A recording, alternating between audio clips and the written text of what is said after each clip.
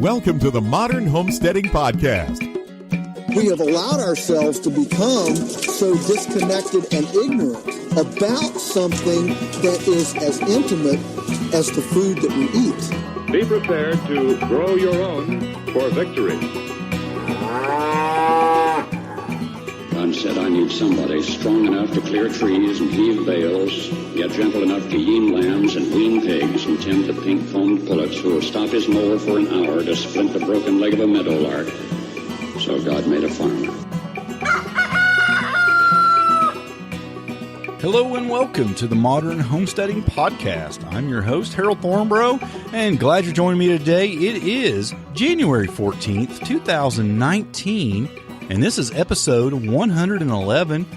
And today we're going to talk about why every homesteader should also be a prepper. And I really believe that. So before we jump into that, let's just talk about a few homestead updates, things that are going on around here.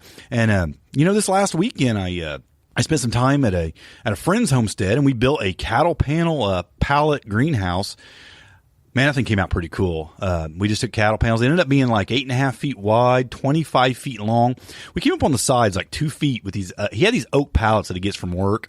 These things worked perfect. We just went all the way down each side, 2 feet high, put these 16-foot cattle panels hooped up over all the way down. And like I said, it ended up being 25 feet long, 6 panels. When this is all said and done with the 2x4s, the hinges, he found an old screen door out of the trash. We're putting a little window on the back of it with the plastic, everything. He's going to have less than $250 in a 25-foot greenhouse. That's pretty cool. So that was a lot of fun, and I learned some things. I never actually built one, but I'd seen it done a bunch, and I'd wanted to do it. That's why I was eager to get over and help him build it. I was like, I want to check this out.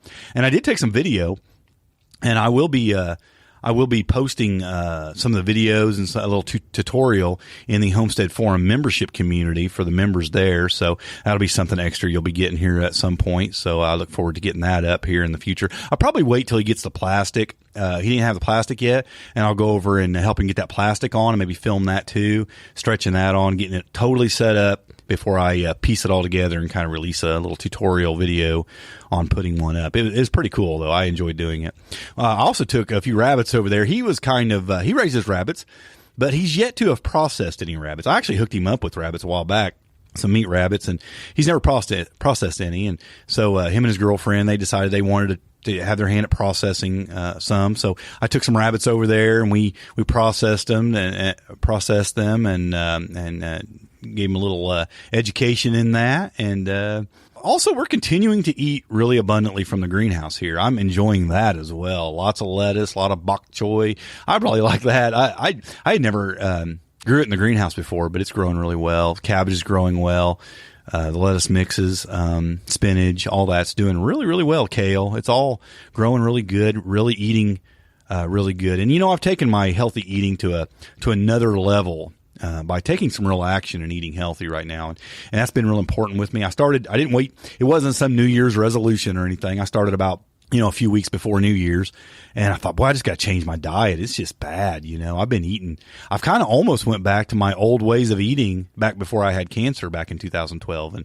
And it wasn't quite that bad, but it was getting there. And I thought, got to change that. I'd already could tell that my immune system wasn't as strong, and it was just causing me a lot of problems. As a matter of fact, our live chat in the Homestead Forum membership community was on that, eating healthy and stuff. So, we got that's something that's just really big for me right now.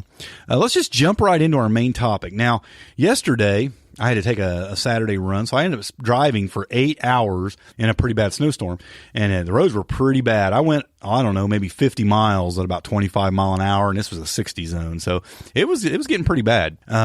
And just that and some other things that have happened has really got my mind on being prepared, being prepared for disasters, being prepared for, just my own situations and things that I've faced in the past, and not being prepared for those things and the trouble it brought me. Preparedness is important. And I actually did a podcast episode on that for the bonus episodes in the Homestead Forum membership community back last spring. And so what I wanted to actually do, instead of just repeating a lot of what I said there, I'm going to play a few minutes from that podcast And then I'm going to come back at the end and talk about a couple things I think I left out. There's some other important things that I left out, but I'm going to kind of focus all week this week on preparedness. I posted yesterday a blog post about how to prepare a bug out bag. Now, if you don't know what that is, you can go to the website, smalltownhomestead.com, and read that article. And it basically just tells you what you need to do to get a bag ready in case you have to get out, because natural disasters can absolutely drive you away from your home. And it's the last thing we want to do. It's an absolute last resort, but sometimes it's necessary. So, you can't always bug in. Sometimes you have to get out. And I'll talk about some of the reasons you might have to do that in that blog post. But let's just take a few minutes. Let's listen to what I said in that podcast. And like I said, I'll come back at the end and maybe add a few things to it. What is a prepper? Because I think when many people think of a prepper, they make the confusion with a doomsday prepper, what you'd see on the TV shows and things. And this is someone who thinks a large-scale catastrophic disaster is likely to happen. So they make preparations for what's considered an imminent disaster, almost end of the world scenarios. The term prepper, though, really simply refers to someone who practices preparedness. And I think, not all preppers are homesteaders for sure. I mean, you can stockpile goods. You can stockpile canned goods and supplies, and you're a prepper. But I would say that, that, and you're not a homesteader if you're doing that. You're a prepper. But some preppers are homesteaders in the sense that they're growing their food and they're canning their own vegetables and they're putting that up. So I would say all good homesteaders are preppers to some degree, or at least they should be. And I think they are. I mean, if you're doing any canning at all and putting food up in your cabinets, if you're building a life of any kind of sustainability at all, where each year you can provide for yourself to a certain degree, without relying on a system or anything like that, that's prepping. That's preparedness. So what disasters should homesteaders prepare for?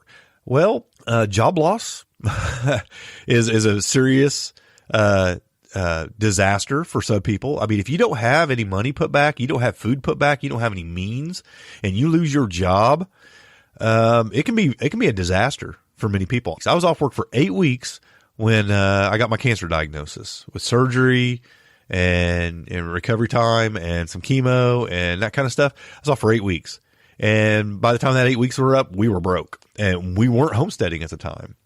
And you know what? We didn't have food put back. We didn't have money really put back other than just a few weeks worth of pay our bills with. We had no sustainability in our lives, and it was kind of devastating. It cleaned out our accounts. And so job loss is a big one. You should prepare to a certain degree for job loss.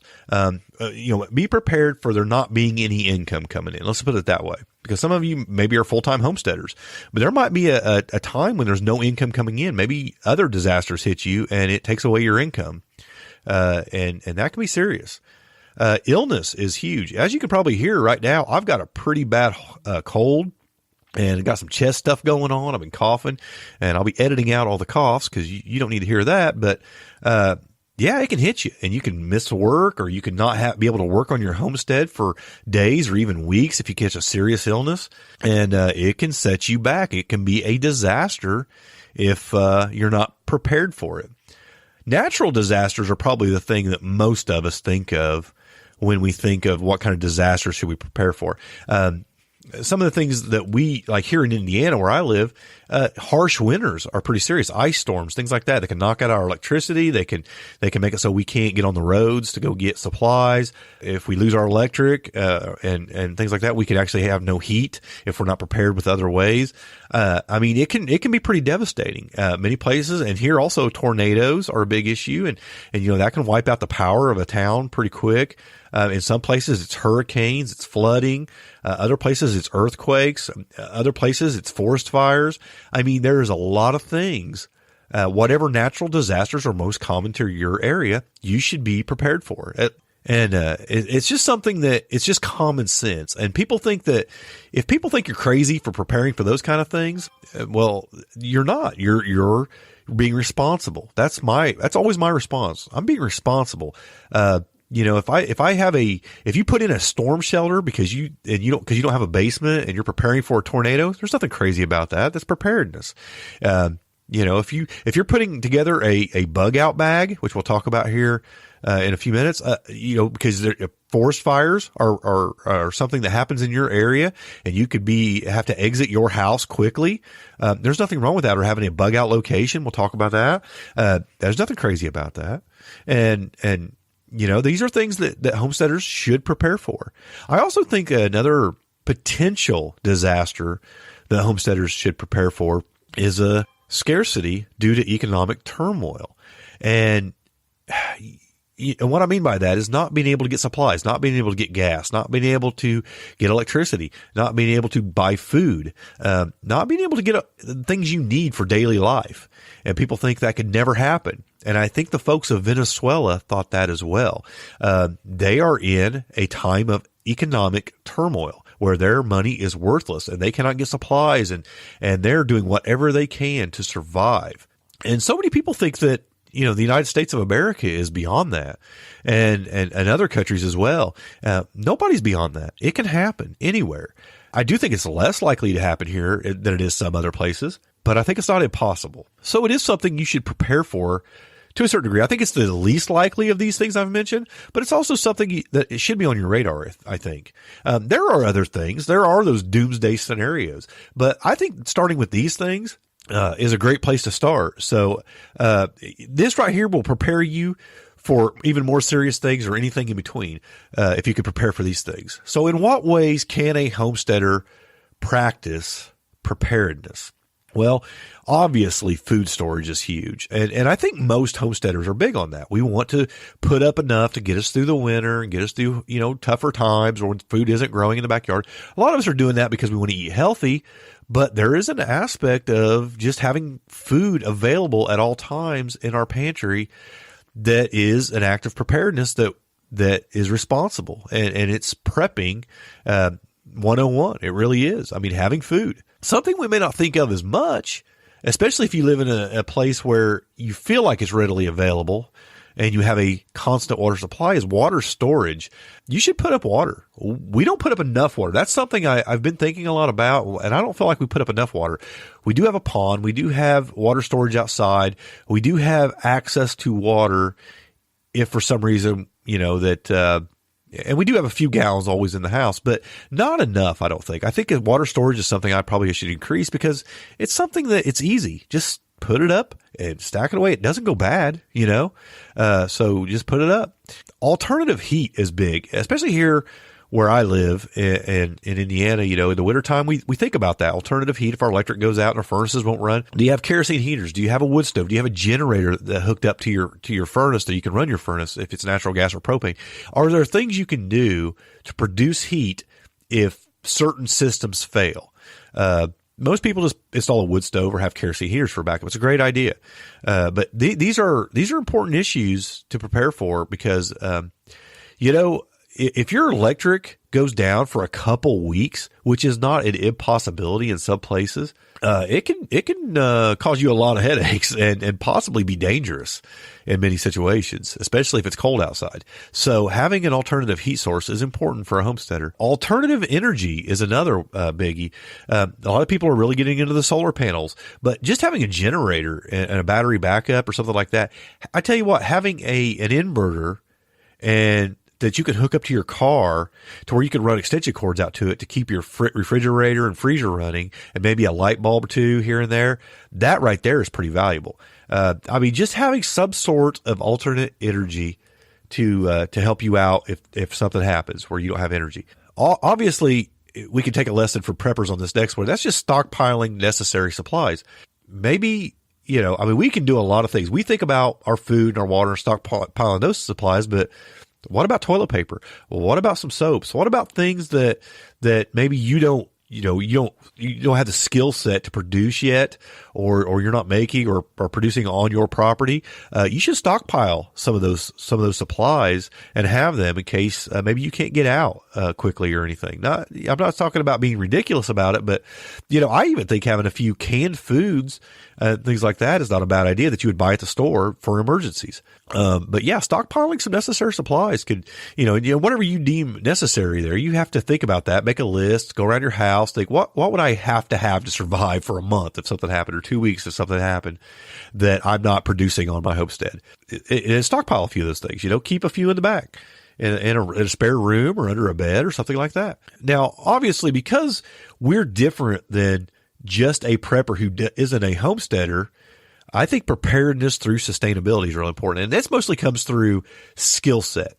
Knowing how to save seeds so you can produce year after year, knowing how to grow your own food, knowing how to preserve your food, knowing these skill sets, there's many, knowing how to make your own medicines, knowing how to make soap, all these skill sets that many homesteaders practice because they want to be self-sufficient. This is preparedness through sustainability, because in a long-term scenario, like say Venezuela is going through, skills like that, sustainable skills, can get you through a serious situation for a long period of time.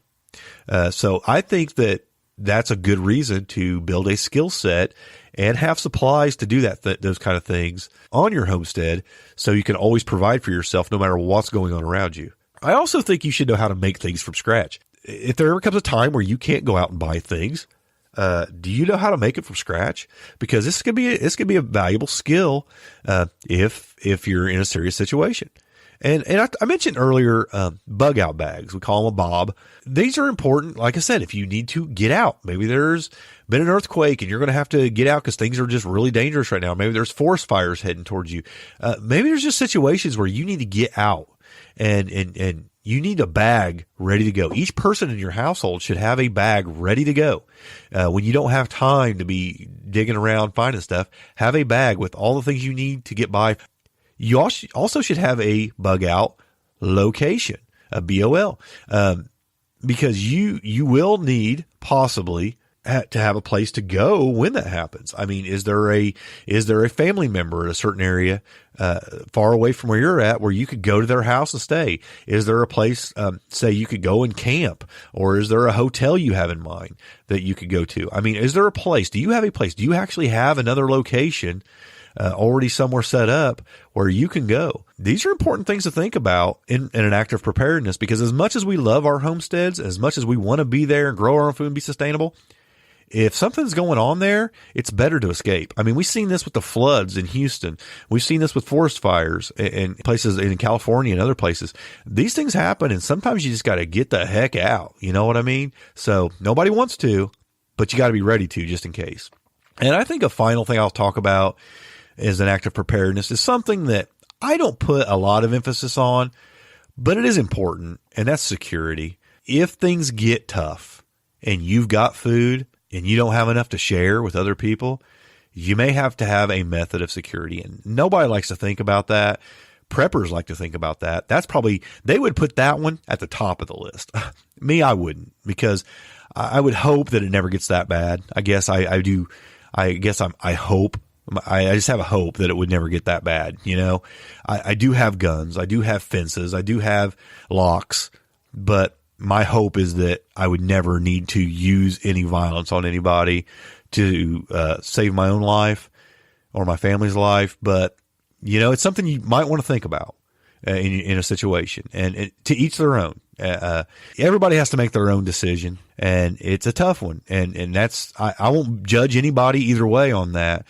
Each their own. If you feel like that's something you want to do, then that's up to you to decide to do that. And the thing is, that's something you don't want to talk a lot about. I mean, that's something that's going to be between you and your family and your homestead, as far as I'm concerned, and it ought to be that way, because you don't want people knowing how you're prepared in a security aspect. So that would be the final one. And to me, it would be the bottom of this. To some, it'd be at the top. So those are the things I think a homesteader should practice when it comes to preparedness. There's probably other things I'm not thinking of, but those are just a few. So I hope that gives you some ideas on on being prepared and how it relates to homesteading and why I do think that they belong together. I think that every homesteader should be a prepper. And honestly, I think every prepper should be a homesteader because it's so much better to build up security through sustainability than it is through stockpiling, because provisions will run out through stockpiling. But if you're sustainable and you can produce year after year, season after season, they don't run out. And you have a skill set to collect the seeds and reproduce over and over and over, you don't run out. I think about my meat rabbits and my quail and, how I can just produce that food over and over and over and just keep breeding and keep feeding and keep butchering. And I'll have an endless supply of meat there. Garden, same way. Save the seeds, replant, preserve, endless supply of food. And that is so much better in every way than stockpiling. So take those things into consideration and, look at your homestead as an act of preparedness, because it is important. Don't think of doomsday preppers every time you think of preparedness.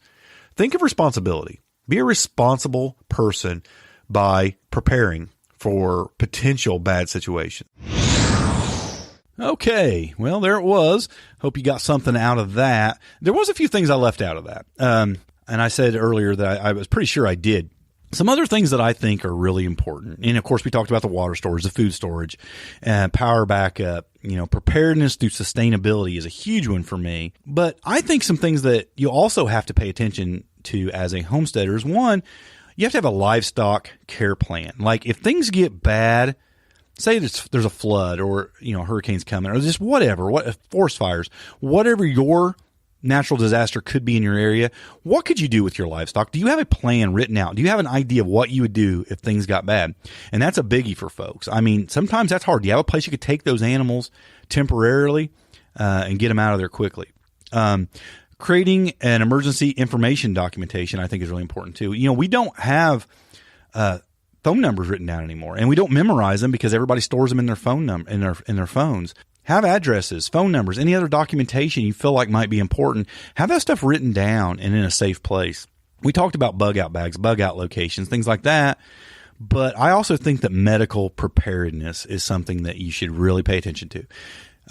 Understand what to do if there's a serious situation, because you very well may be in a position where it takes somebody a while to get to you, especially if there's a disaster, a natural disaster happening, and they're really tied up with other things. So have a kit, know how to use it, have some basic understanding in medical preparedness. So those were just a few things that I kind of failed to mention in that previous podcast, but I think are really, really important things. Like I said, you should go check out that bug out bag post that I wrote. I'm going to be putting up a couple more things this week because, like I said, my focus is just this week. It's not something we as homesteaders think a ton about, but I think it's really, really important that we be prepared.